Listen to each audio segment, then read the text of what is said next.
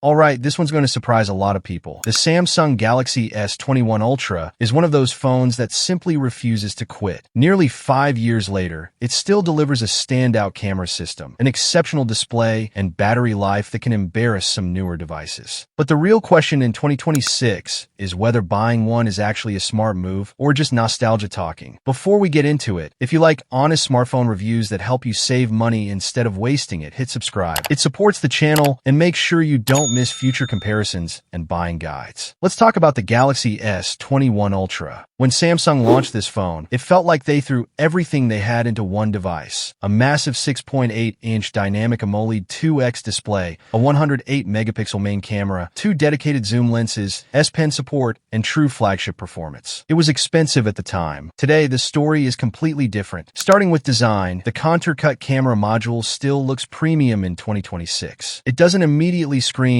old phone the way some older flagships do. Phantom Black in particular has aged extremely well. That said, there's no hiding the size. This is a big phone. If you prefer compact devices, this isn't the one. Add an S Pen case, and it gets even bulkier. I personally like large phones for watching YouTube and editing photos, but after extended one-handed use, you'll definitely feel the weight. Fortunately, the display more than makes up for it. The 6.8-inch AMOLED panel remains excellent. You get Quad HD Plus resolution, adaptive refresh rates from 10 Hz all the way to 120 Hz, and brightness that still holds up outdoors. Even after using newer phones, this screen doesn't feel outdated. Colors are vivid, blacks are deep, scrolling is smooth, and HDR content still looks impressive. Unless you put it side by side with the latest Galaxy Ultra, most people wouldn't realize this display is from 2021. Now to the cameras, the part that made this phone legendary. Samsung absolutely nailed the hardware here. You get the 108-megapixel main sensor, an ultra-wide, a 3x telephoto, and a dedicated 10x periscope zoom. That zoom system is still one of the biggest reasons people buy this phone in 2026. The 10x optical zoom produces sharp results that many mid-range phones simply can't match. Zoom lock continues to help stabilize long-distance shots, and night mode still performs surprisingly well. Newer Galaxy phones process images a bit better, and some edge softness on the main camera remains in certain scenes, but overall this remains one of the most versatile camera systems you can get for the money. If you shoot wildlife, concerts, sports, or travel, having both 3x and 10x optical zoom is a real advantage. It's something a lot of newer phones still struggle to match at this price point. Performance is another area where the S21 Ultra holds up. Whether you have the Snapdragon 888 version in the US or the Exynos model elsewhere, everyday use stays fast. Apps launch quickly, multitasking feels smooth thanks to the generous RAM, and gaming is still enjoyable. Compared with Snapdragon 8 Elite devices in 2026, you won't get the same raw power or efficiency, and heavy gaming sessions can produce some heat. For social media, video editing, browsing, photography,